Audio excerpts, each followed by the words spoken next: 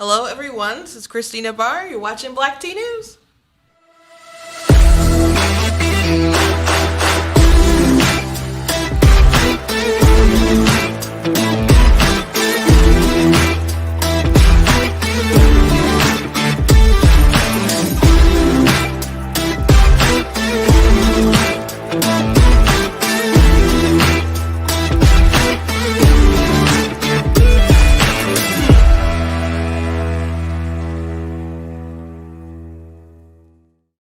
Hello, hello, hello. Welcome to Black Tea News. I am your host, Christina Barr, and today we're going to be talking about just all of this planned division that's painfully obvious that's going around right now. As far as like the racial stuff, the COVID vaccine, the unvaxxed, the vaxxed, and now you have President Biden trying to throw some class warfare in there with the sounding very Obama-esque with it. It's not that I'm trying to punish your success, but he wants the rich to pay their fair share, and of course, they really do. It's like how much do you want to take? I don't think you know what the word fair is. So we're going to be talking about that, but particularly I do want to talk about the Black National Anthem, the Lift Every Voice song. Particularly because some people don't know that song. I don't know if you guys have heard it. It's a song that I grew up with singing it. I've sung it a lot at events, including Republican events. And I obviously don't like the way that the NFL and other people are using it to try to divide Americans. But I think my perspective on it will be interesting. So before I jump into all the news, please make sure that you guys visit blacktnews.com and that you guys check out what different articles that I have, different content. Please make sure that you share it. I did a really interesting interview yesterday with the clerk of Macomb County, and we talked about election integrity. That's something that you guys will really enjoy. So we have the full-length version out that you guys can watch from yesterday. Please make sure you share that around. I'll have a smaller one I'll clip and you guys can share around. But that was a really good, interesting interview that I think will comfort some people about moving forward with the elections going forward in 2022 and 2024 and so on. But we have to be on our game. We have to really be on our game if you want to make sure that we got to win the thing, and then we got to make sure that we, make sure our win is protected, I suppose. Also, go to blacktnews.com and check out different merchandise that we have on the website. We got the Be Better Not Bitter shirt. People like that. I got the goat hoodie, of course, my favorite. I Am Not the Victim You're Looking For. We got the You Are Not That Special. And we got the cute little mugs, and you got the black tea stuff. And also, I love this. The Constitution is a Glorious Liberty document. How can you not love that shirt?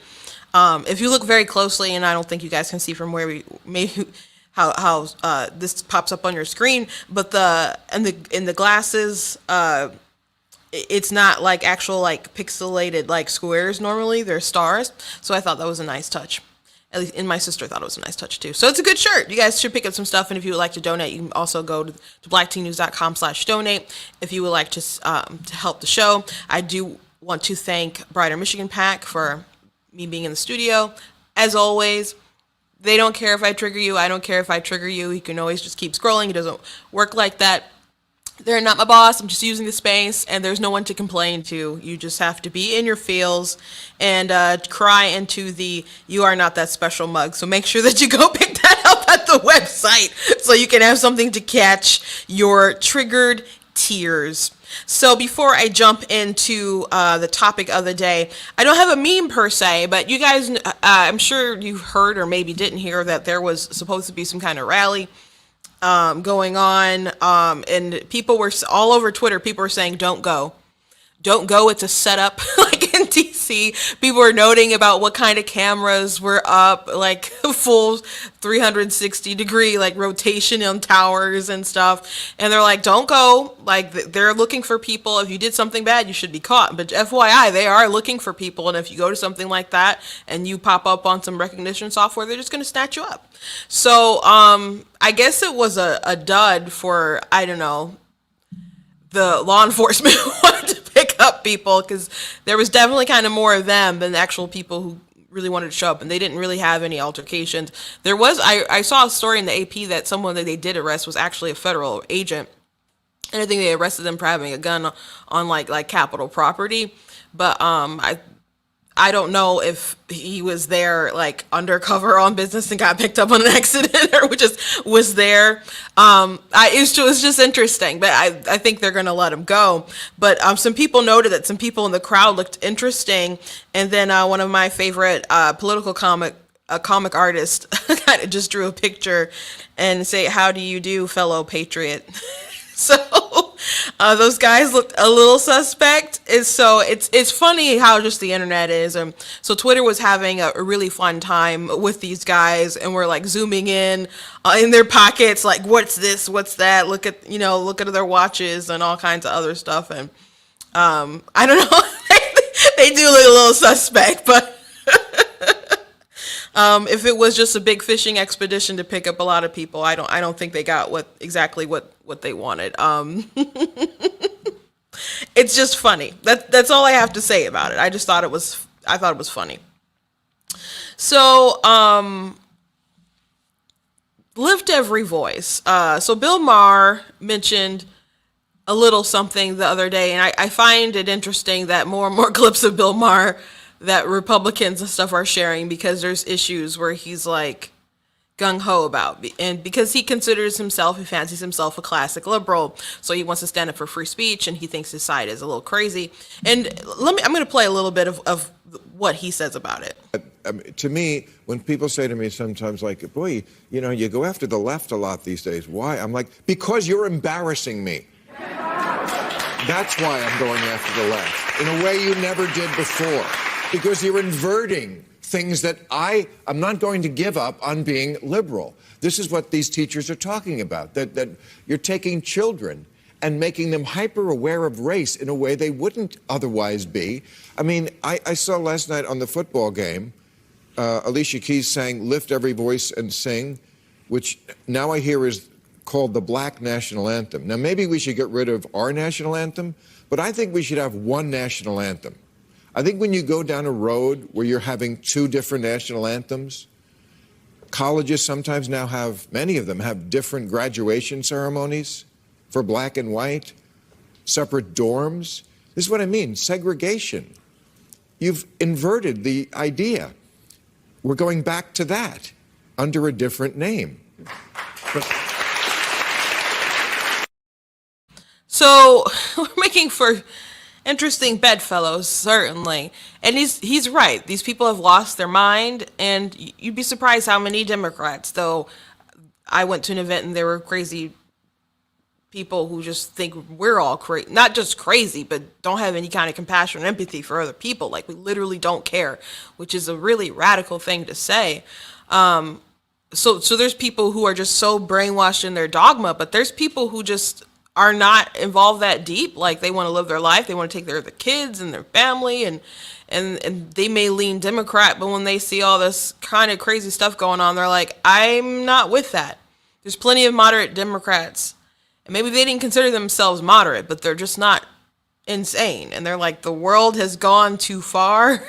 It's really too extreme, more extreme than I recall it being, and we can't abide by this. So there's a lot of people, more than I think we're aware of, because I mean, you're watching me online, I'm online a lot, and we see a lot of really radicalized people, and I'm on TikTok all the time, so I see like really bad opinions from people that are not well thought out. As a matter of fact, I'm itching to reply to someone on TikTok when I'm done with this, because I just run across terrible arguments all day long with people who are very passionate but not very knowledgeable.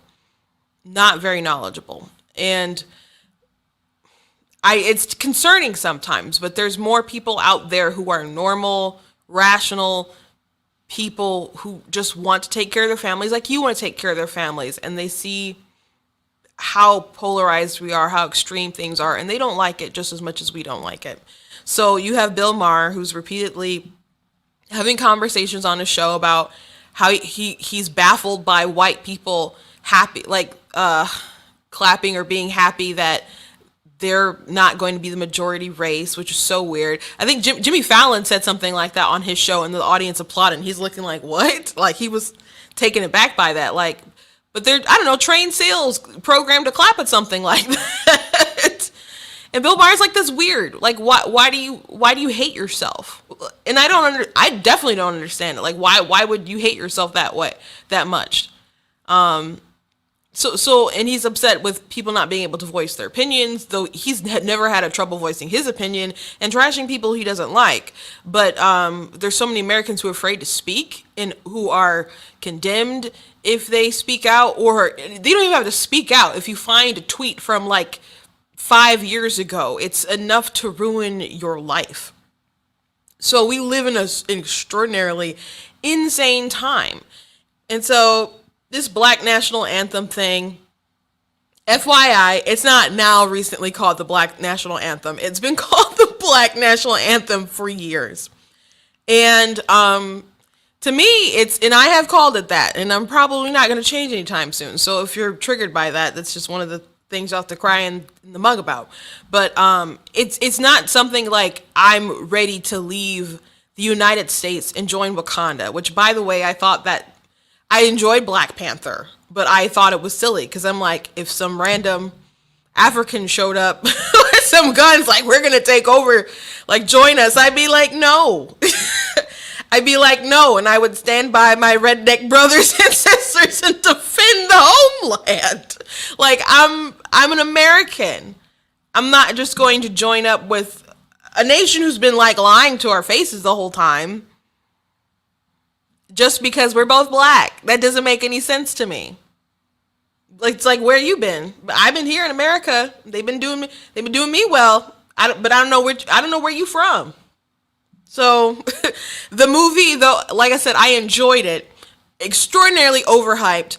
If you think too much into it, the movie doesn't make a lot of sense, in my opinion. I can break it down more another day. That's a controversial opinion. I don't know how controversial it is, but it's something I think you're not allowed to say. But there's a lot wrong with Black Panther. But the main belief that Killmonger could just have a plan and go around arming people and like we'd be, I don't know, so happy. A lot of people are still Americans at the end of the day, and I wouldn't have joined the regime. So the Black National Anthem is just something we would sing in black circles. It's not that, at least to me, it was never about the division that is associated with things today and what the NFL is trying to do. Now, the NFL, they're just trying to be super woke. Obviously, that's what this is about. That's what making Juneteenth a holiday is about. And in Juneteenth, we've had this conversation on the show around that time on why I guess it's something Republicans have been celebrating for a while. So it's not new. As a matter of fact, I've been going to Juneteenth celebrations, and I went to one this past Juneteenth and had a good time, like with Republican candidates, because it's a Republican holiday, or it has been considered one. And, you know, I sang the national anthem unexpectedly, like in the middle of the program. Thanks, Linda Lee Tarver, if you're watching. No, it was okay. And, you know, we prayed over candidates. We got to hear them speak. I was over a friend's house. We had a really great time. But them trying to take the holiday and acting like they're trying to replace it with the 4th of July. Like, this is the real Black Independence Day. No, it's not. If you're an American, your Independence Day is July 4th. Period.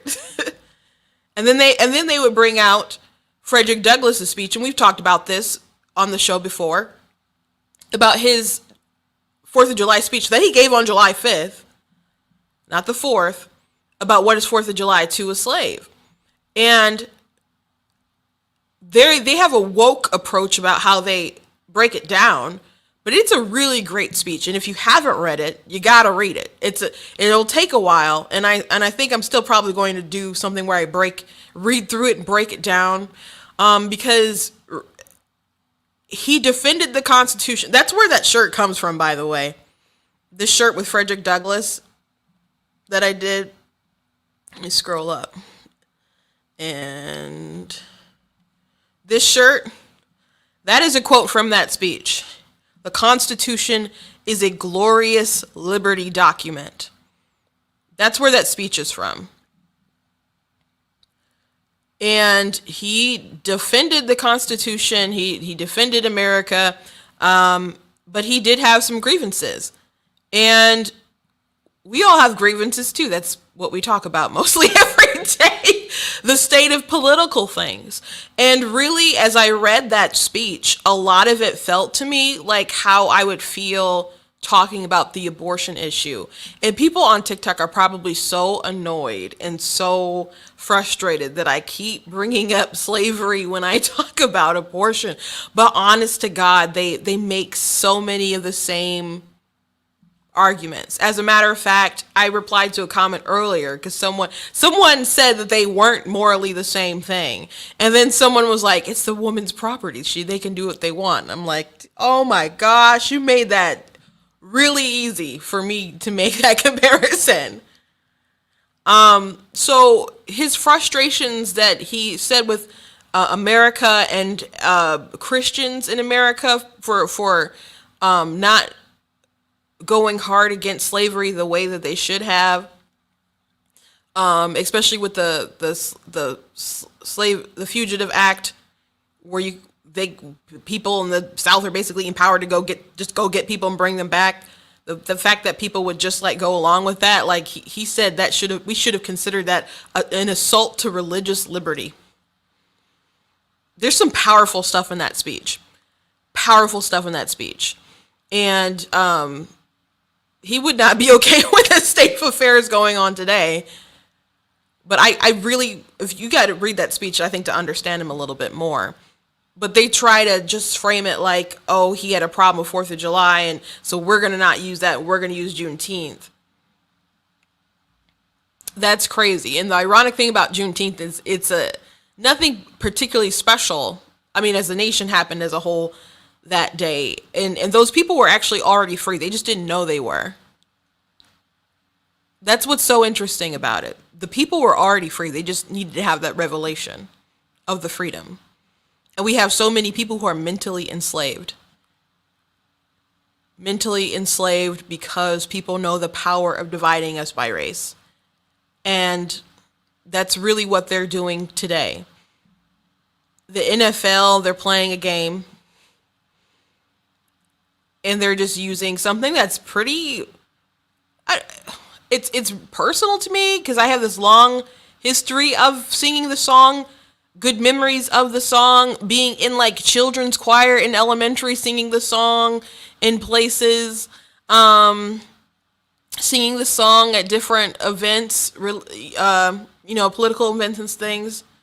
And they're using it to have the Black National Anthem, and then they sing the normal one. Well, where's the Hispanic one and the so on? Why just stop at having two? But we're in a bad place when we need to. When I would say Black National Anthem passed, that was an affectionate nickname. They're actually really trying to divide the nation. And I resent it. I really resent it. Now, I don't want... Now, when people first start talking about this song and what they were doing, the reaction to people, talking about the song was too harsh. And I'm like, have you read the song? Have you listened to it? Have you seen the lyrics? And so... I don't have it pulled up. Maybe I'll just sing it real quick. Little treat, I guess. Lift every voice and sing till earth and heaven ring. Ring with the harmonies of liberty. Let our rejoicing rise high as the listening skies. Let it resound loud as a rolling sea. Sing a song full of the faith that the dark past has taught us. Sing a song full of the hope that the present has brought us. Facing the rising sun of our new day begun. Let us march on till victory is won. Okay, so there's other stanzas and verses and stuff. That's only like a third of the song. That's usually the part that people sing. And if I don't know anyone who really knows the whole thing, and I do know the song by heart. I just thought it would be easier for my purposes just to read it and sing it. But I don't know anyone who knows the whole thing by heart. Maybe I'm sure there's people out there. But the thing that's really beautiful about this song, and the last time I was at an event, not the last time, but I was asked to sing at an event, and it was a bipartisan event. It was for the Lebanese Chamber of Commerce. And so they said, you can sing whatever you want. And I had sung the National Anthem for him. I'd sang God Bless America. I'd sang other stuff too. So I'm like, so I decided to sing Lift Every Voice. And so I opened up with, I'm singing this song because this world is so divided today. They're trying to use racial divisions to pull people apart. But what's really interesting about this song is these lines are so powerful. Sing a song full of the faith that the dark past has taught us. Sing a song full of the hope that the present has brought us. So this is a hymn giving glory to God for how far we've come. So if you're singing a song full of the faith, that's something that's affirmed through your experience. And it says it with the taught us. So through the years, you've been able to persevere and get through because of the glory of God, because God has kept you through all of the struggles, through all of the trials, through all of the dark history. Obviously, the dark history, especially if you apply this with the ethnic significance of that African Americans have gone through in America. So you know that God is a deliverer. So that line is great. But then it goes on, sing a song full of the hope that the present has brought us. So because your faith has been affirmed, because you've gotten to where you are, you can look around and see we're living in a different time. We've come so far. So if you look around, you shouldn't be filled with all of this malice and hatred and bitterness that the left tries to force on you. If you look around and really see what's going on in the world and just think about how far your parents have come, the things that they've, like, I haven't experienced racism in a way that my parents had to experience racism when they were young. And I don't hear my mom actually really talk about it. But my dad had experiences, but bad run-ins with the police and so on like that. In other instances, but it's not like how it was back then, how it is today. And and for him, he didn't experience the same thing that his mother had to experience. Or when people had to try to pass and other kind of things, where his grandfather was very, very light and had a lot of white in him, and or enough to pass rather, and he, his grandmother told his mom, like, make sure that you don't like try to like address him like when you're around, because they don't want people to know that he's black. So we're not at that point of time. And some people, they pretend, but they can't imagine. But if you look around today, like our president before Trump, one before him was Obama, we had a black president. That's amazing. When you think about our short history, becoming a nation while inheriting slavery and then ending it. And then as soon as it was over, you had like black senators, black congressmen, which, by the way, I don't remember really learning that in school. I learned that from a segment that Glenn Beck did on Fox. Oh my gosh, when you talk about we don't learn history enough, That's the history we need to know, not their convoluted, like, racism is everywhere stuff. Really showing how integrated our history is. That's what I would rather know about. But it's okay. I'm a big girl. I can research on my own. And I guess that's what I started doing. But if you look around today, we're nowhere near like how it was. So when we look around, we shouldn't have all this hostility that they're trying to instill within people. We should be able to look around at the present right now, and have hope. And when was this song written? When was this song written? I'm looking at really quick. What year was it written?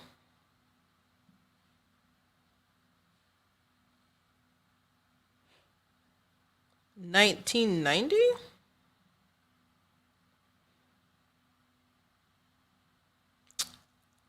I mean, I'm sorry, 1990, 1900.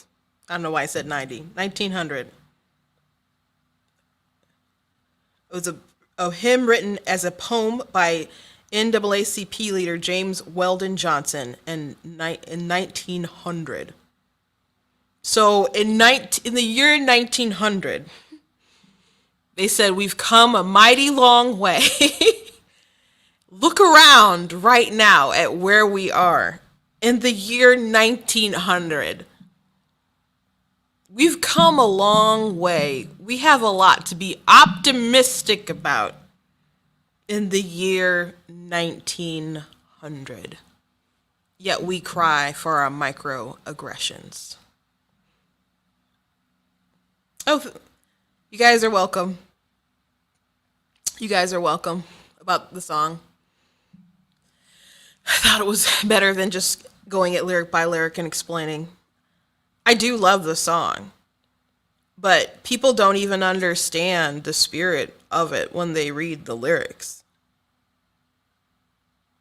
Because, like I said, we have so many people who are extraordinarily bitter. As a matter of fact, that's why I have that shirt, Be Better, Not Bitter.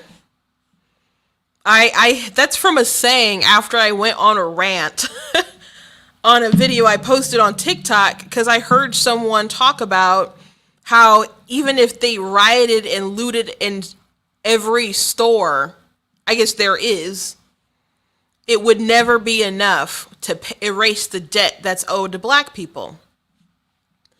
And that's not just white people's stores being destroyed. People of all ethnicities. And then what about their employees? That's insane.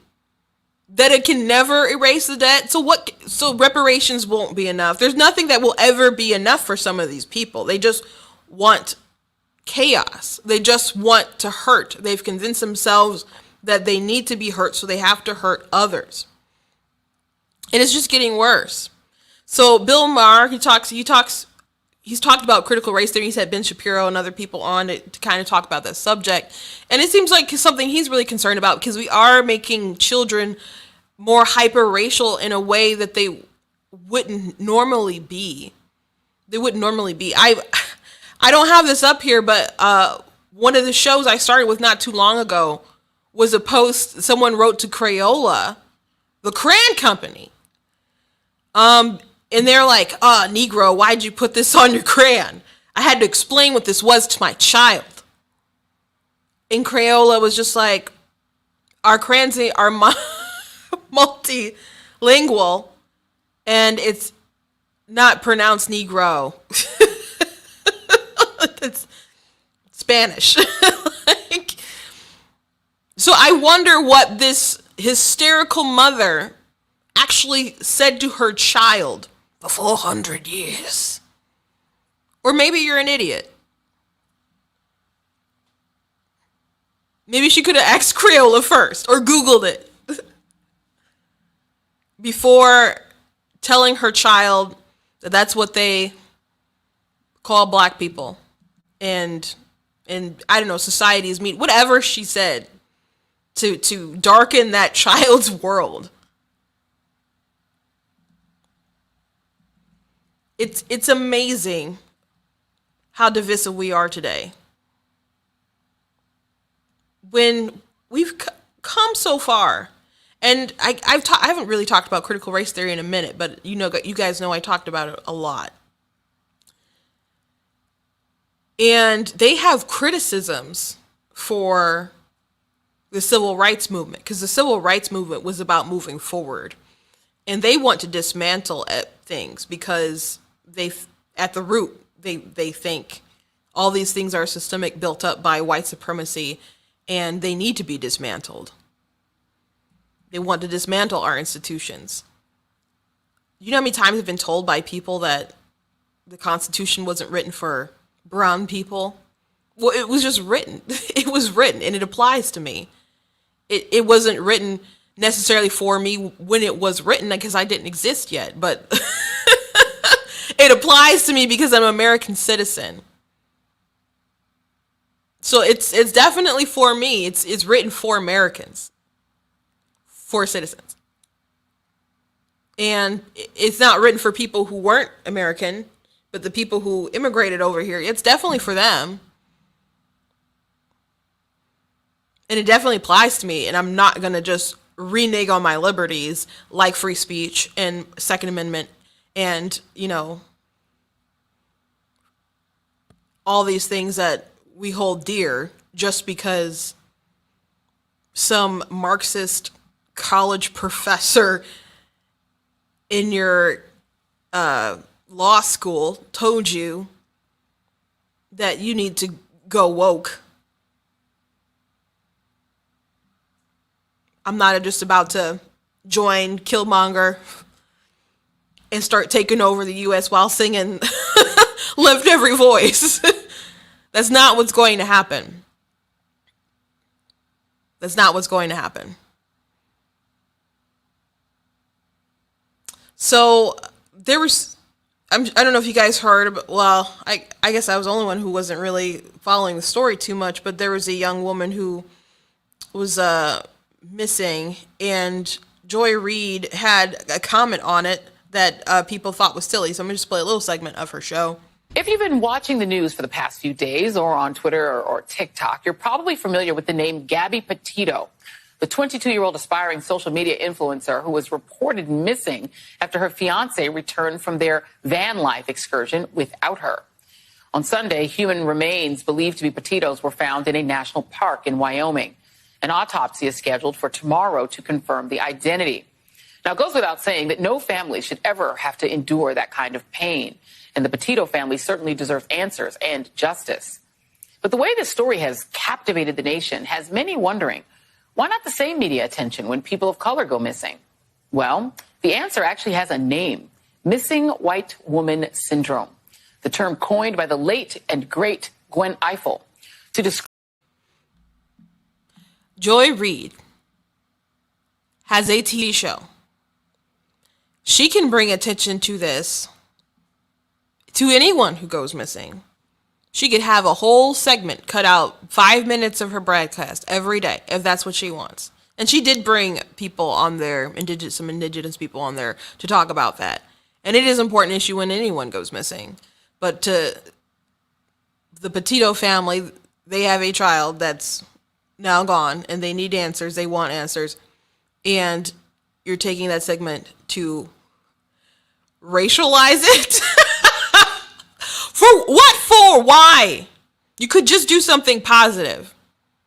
You could just do something positive, but now you got to make everything is racial. Everything is absolutely racial. And it's insane. It's insane. Maybe people are talking about it. She said she was a social media influencer.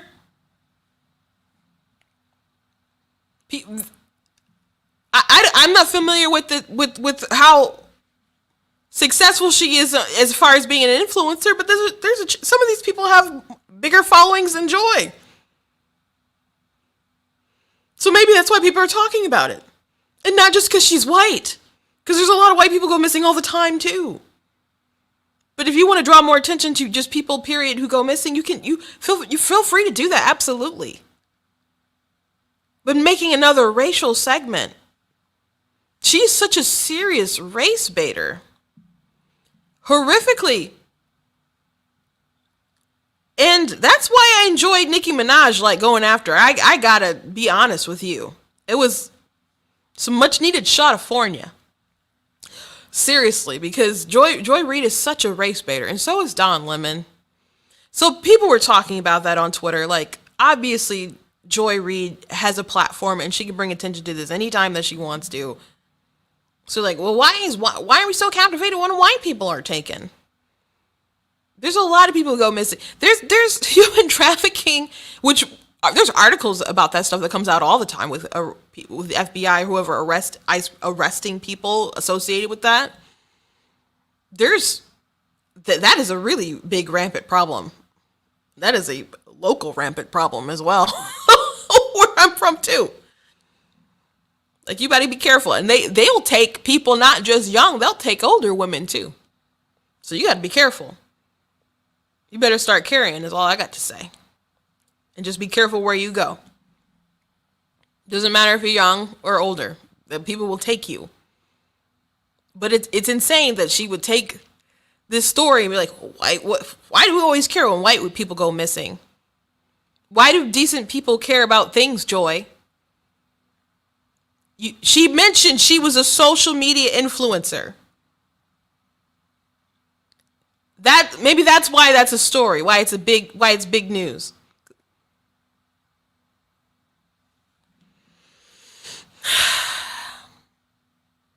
It's insane. So we also have President Joe Biden, who is now saying that it's not that he wants to punish people's success, which is like just ripped out of the mouth of Obama from the campaign trail. And I remember that line particularly well, not just because, like, I think we might have said that to Joe the plumber, maybe. And but I actually took that line and I made a parody video back in the day, obviously. So I'm aware of that line.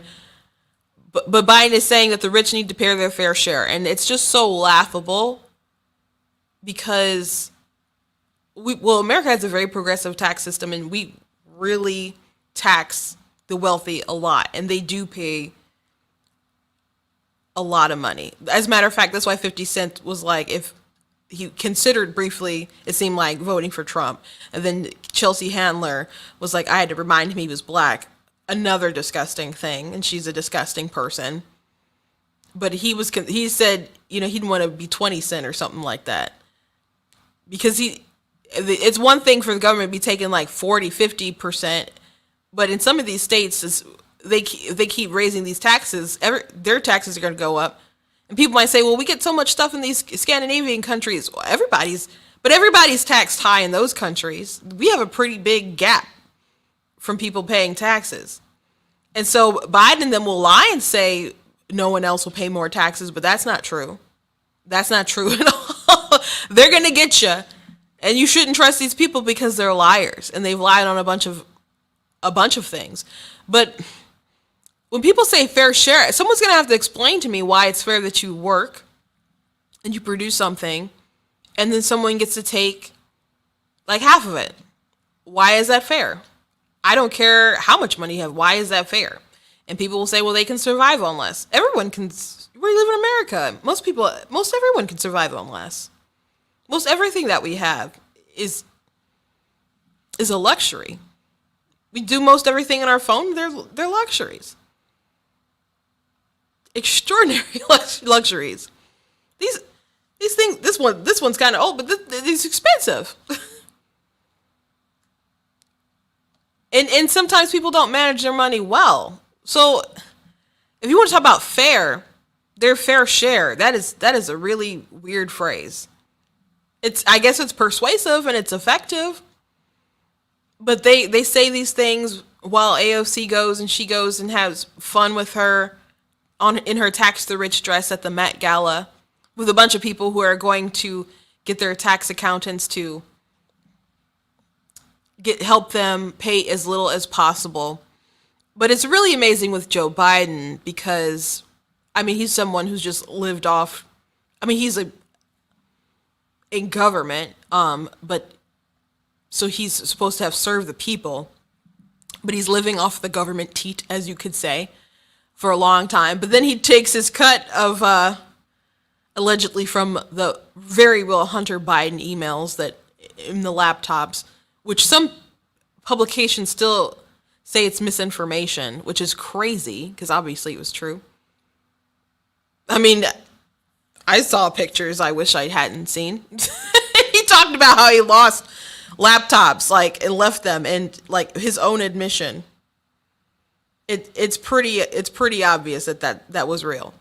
So Biden's influence could help Hunter get on boards that he wasn't qualified to get on, and he would make all this money he wasn't qualified to make, and they would get Biden cuts.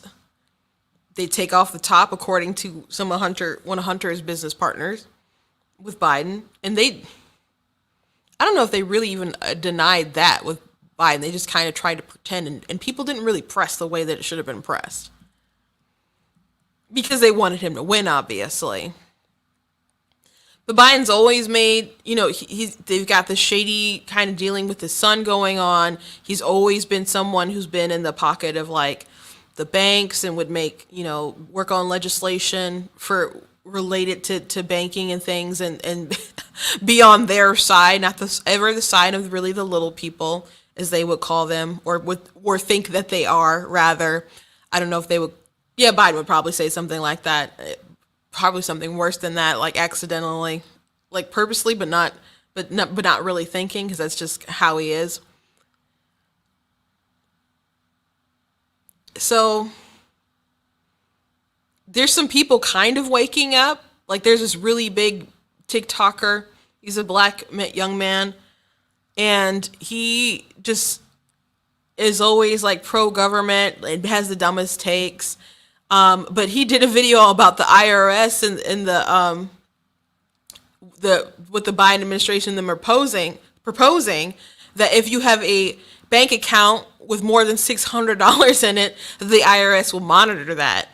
And so he did a TikTok on it, and he's like, if you don't want to be reelected, just say so. And then he did another one about how they're not really communicating or really doing much for black people, and they just use them. And so all these other black conservatives are like, yeah, we tried to tell you guys. That's how it works. We tried to tell you guys. And Biden's like, I'm a capitalist, but they got to pay their fair share. Are you paying your fair share, sir? Like, how do you equate that? You've been getting a salary for, been in office for 47 years. How do you equate that? What have you given back? Because he's done a lot of damage to people. A radical amount of damage with being president for the couple months. And this is off topic. I gotta mention this, because I'm not sure that I have. When the Afghanistan stuff started breaking, and I can't remember if I talked about, I mentioned this yesterday, but I'm going to mention it again. I said, and I especially did a TikTok about this, but I'm like, it doesn't make any sense, because if this was Trump, they wouldn't have let him pull out the way that he did. Like, if he was going to make a big blunder like this, they wouldn't have just let it happen. As a matter of fact, when he was just trying to pull out before, we're talking about it, there was that bogus story about the Taliban and the Russian bounties, and that story was not true, but they used that to kind of gain legs to try to like defund him about, and Liz Cheney, like they all had like plans and stuff, was trying to like cut him at the knees and so on with Trump. And but if it was Trump, someone would have leaked something and it would have got out the press, and they might have even tried to impeach him before he could even withdraw any troops. So I found it puzzling. And Trump would have never done anything the way that Biden did. I'm not sure why Biden did it either, to be frank. And I know, and I've told you guys about the political playbook that had some writings dealing with about something that Joe Biden had said about how basically he didn't care about what kind of aftermath there would be, because essentially he thought they could get away with it. So that's why he could just pull out knowing that it was going to get bad, because he didn't care, because ultimately who's going to remember in a couple months, right? So that's his attitude. I still don't understand. It was still like a big gamble and not really worth it. I think that political capital that he spent on that. So it doesn't make sense from just like a normal human being standpoint, other than him being sick, like a sick individual. I don't get it. But Trump wouldn't have pulled out that way. He had a particular exit plan, and when Biden was like, everybody agreed with me, we came to a consensus. I'm like, I don't believe that. I don't believe that for a second, that all of generals was like, yeah, it'll be really smart if we just pull out everybody at once and before we even pull out civilians. No one said that. And then there were leaked documents that were like, oh, no, there was disagreement. I don't know if anyone told him, yeah, sure, dude, pull out before we get all of our people out. Like, well, we had to meet the May 1st deadline. You didn't meet a May 1st deadline. You didn't meet a May deadline at all. So you could have pushed it back or just tore up Trump's agreement and said, we're going to do what we want. You're making deals with me now. I'm the president. So it's really strange. It was really strange, and I didn't understand. But I kept saying, if it were Trump, they would have stopped him. So I don't understand why they let Biden get away with it. And so when the General Milley thing came out, that he was concerned for some reason that America would just attack China, that he said he wouldn't just let that happen. He would call China and tell them it was about to happen. So with that being said, I felt it was terrible to hear that. But at the same time, I'm like, I was correct, because the deep state wouldn't have let Trump just do that. So my question is,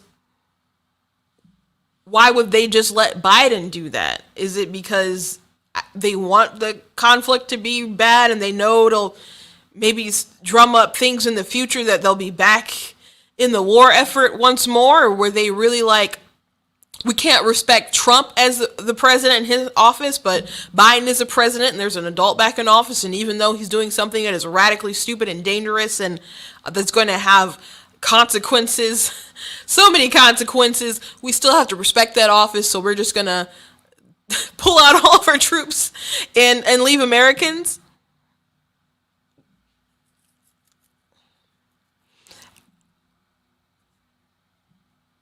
So I've proved, I think my theory has been proven correct, that they wouldn't let Trump just get away with something so dramatically idiotic.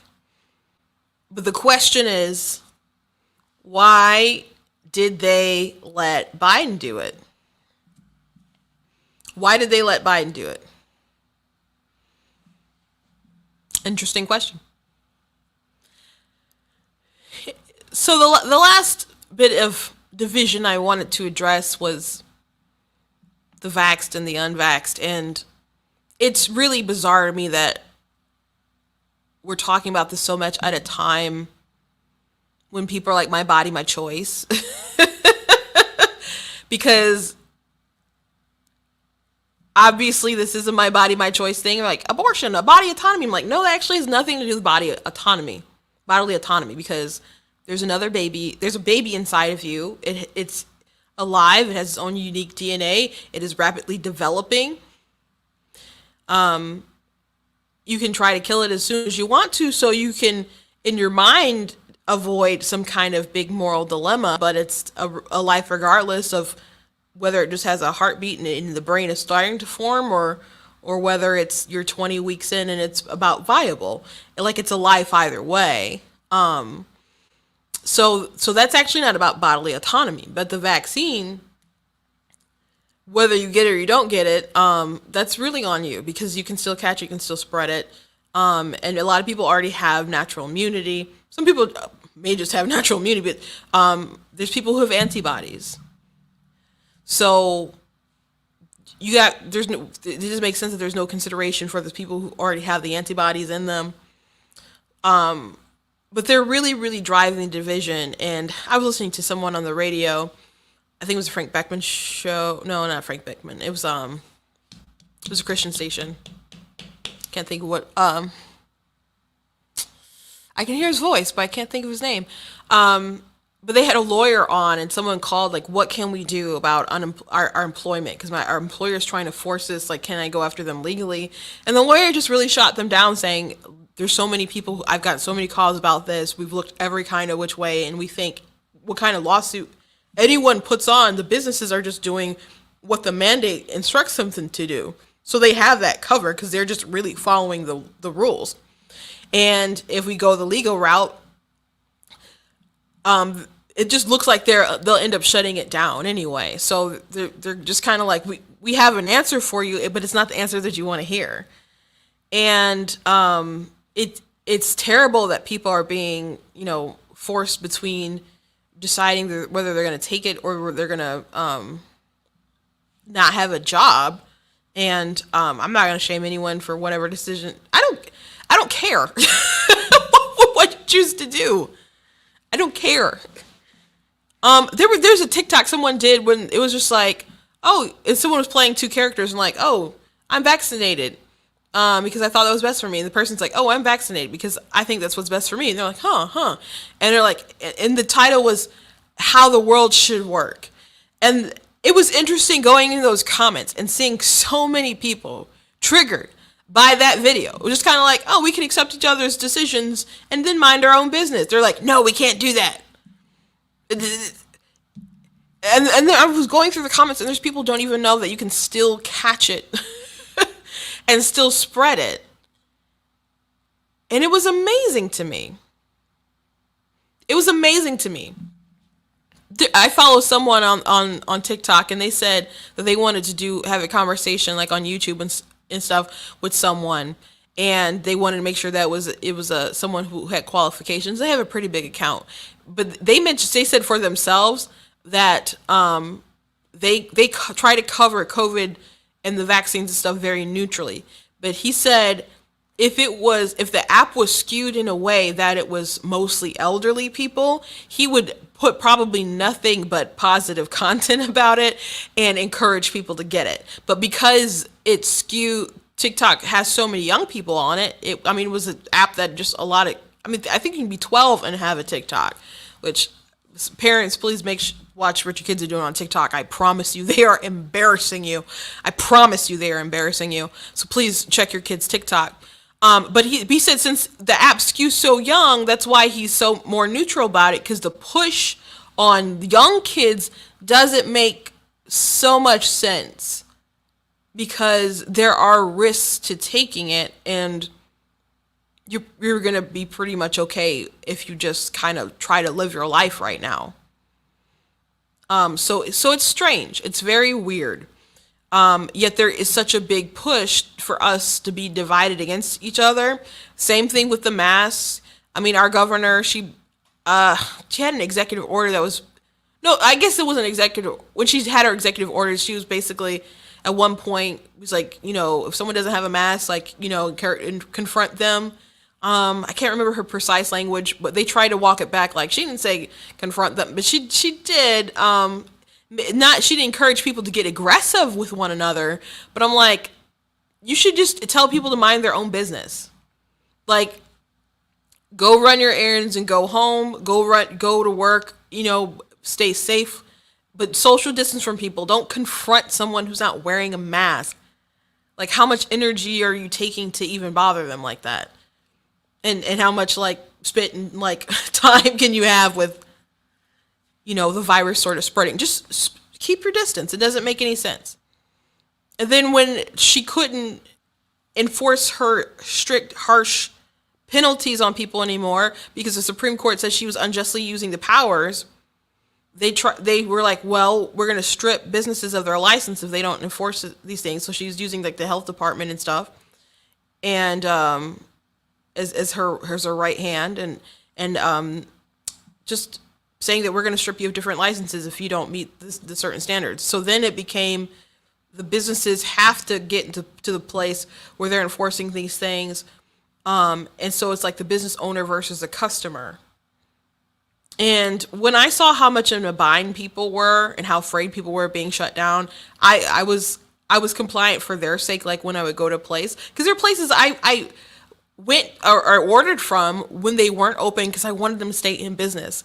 And then when the restrictions started to relax, but you still had to wear masks, I went inside of one place and they're like, oh, you got to wear your mask. And I'm like the only one inside. I'm waiting for my 2 other sisters to come in. And they're going to seat me like 6 feet away, something crazy, or 10 feet, like really, really close. And I'm like, I'm just sitting over there, right? And the waitress the hostess looked so terrified. And she said, we just don't want to get shut down again. And so I'm like, I put the mask on because it was like bizarre and it didn't make a lot of sense. And I just went to the table and then I like could remove my mask, but enforcing that little space between me and the door, they had to do that, or felt that they had to do that because they were so scared of being shut down. It should not. I was talking to someone earlier and they're really concerned about the governor race, and there's reasons for that. There's like a loophole the governor is using to raise astronomical amount of money that I will talk further on the show. But there's also like a big messaging thing. And I'm like, if it were me, I would have been going to businesses and making alliances with people and people who lost businesses and getting their stories and making it clear that, I would never allow people to do this to anyone again. Cause they were straight up tyrannical. But when they could not enforce it themselves, or they wanted a roadblock or something, they would make some distance, but so they wouldn't look so tyrannical. They made sure that it was the employer versus their employees, or the business owner versus their employees, or just you versus your neighbor. Anything to distract from all the stuff that they were actually doing behind the scenes. And we're so focused on each other, but then these politicians will break their own rules, but we're still busy arguing with each other. So the division has always been a strategy. It's always been a strategy with COVID. It's a strategy with the divide with economics and class warfare. That's always been a big thing. But even so, we haven't had as big class warfare differences that people who lean, kind of a Marxist sort of view, need something with a bigger punch. So that's why they lean toward race so much. And you see stuff like critical race theory popping up, because the cultural Marxism, that's how they want to redefine the country and destroy our systems and rebuild it in their image using race. I'm going to end with this crazy story. And of course, I'm going to do my outro, so just stay a little bit longer. This is the story I'm going to end with. So I've been talking a lot about abortion, especially on my TikTok. I don't want it to be like just a pro-life TikTok, but people keep saying the dumbest things. And I had a viral video that it's at like 1.2 million now. And so I've had to respond a lot to people in there. I guess I don't have to respond, but I do often. And there's another video that I had commented on, and that video got it's close to 5 million.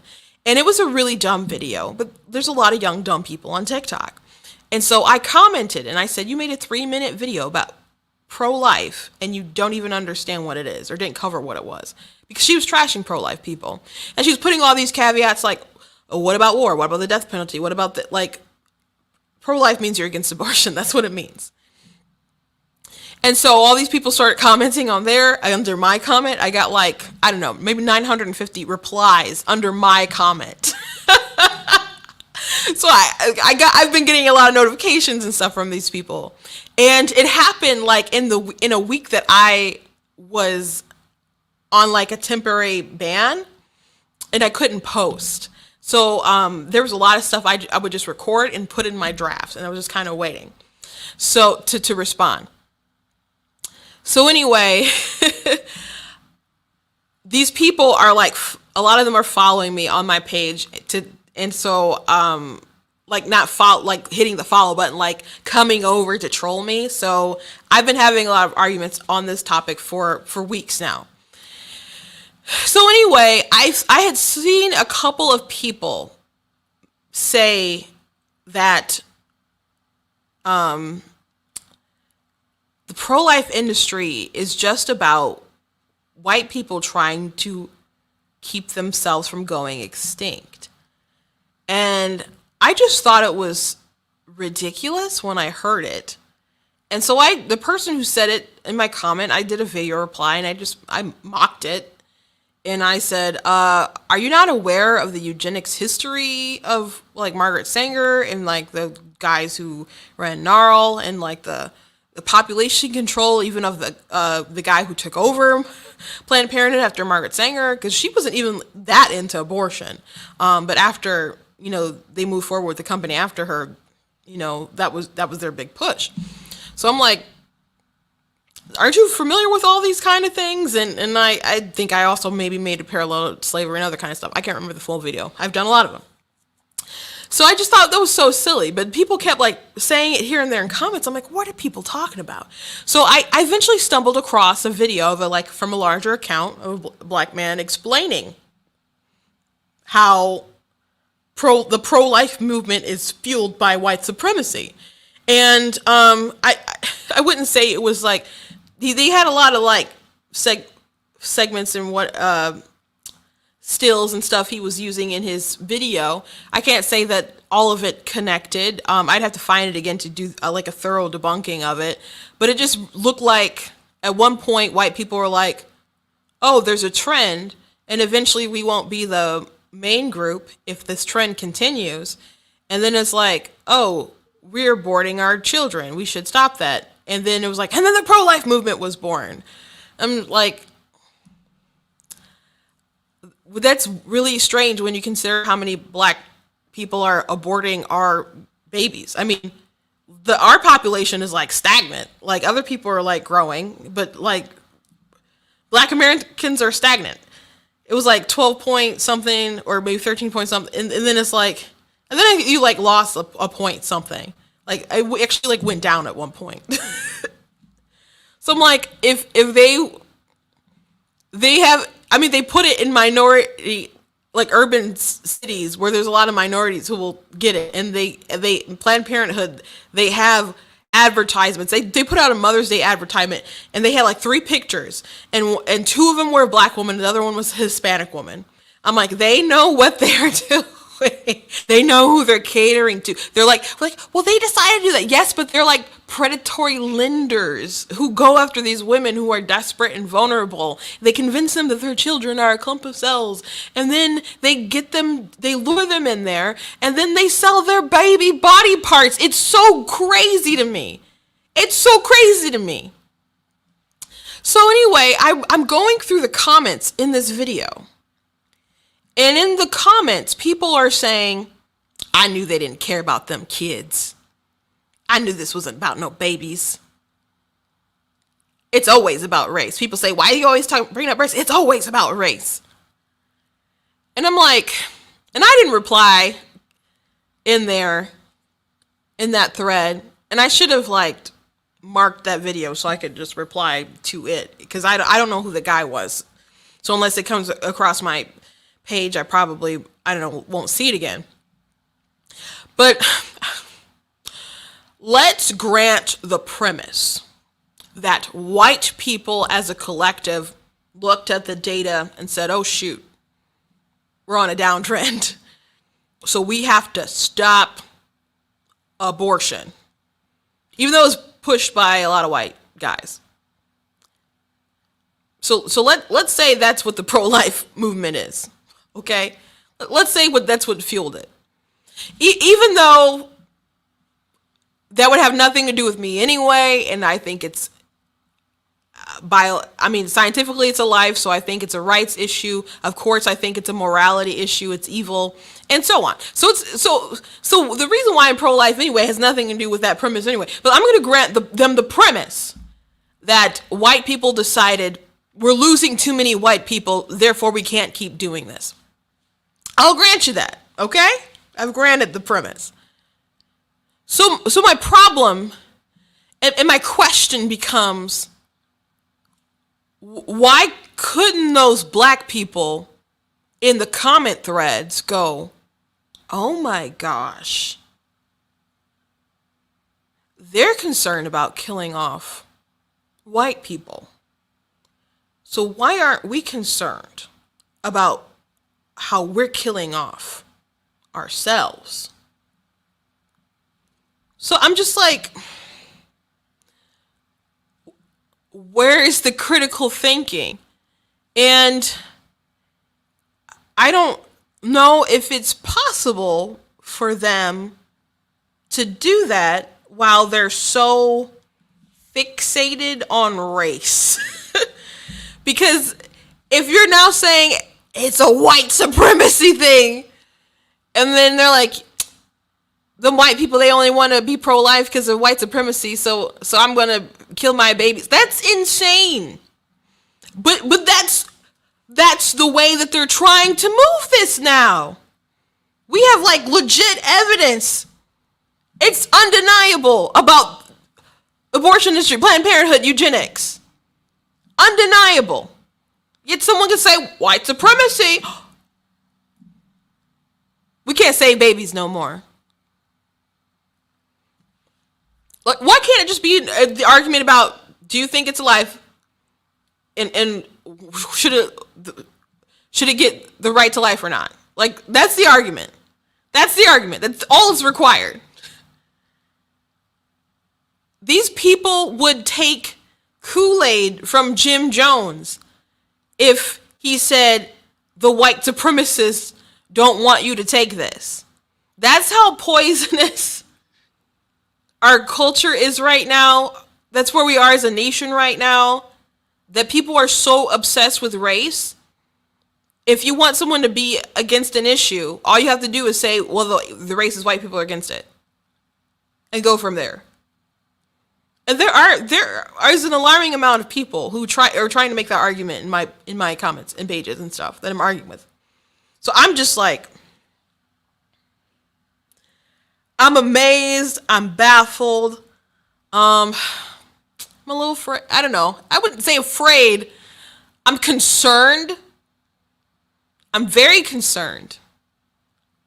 And there's some people that just won't wake up and see. And besides like an enlightened supernatural experience with the Holy Spirit, I don't know what will wake some of these people up.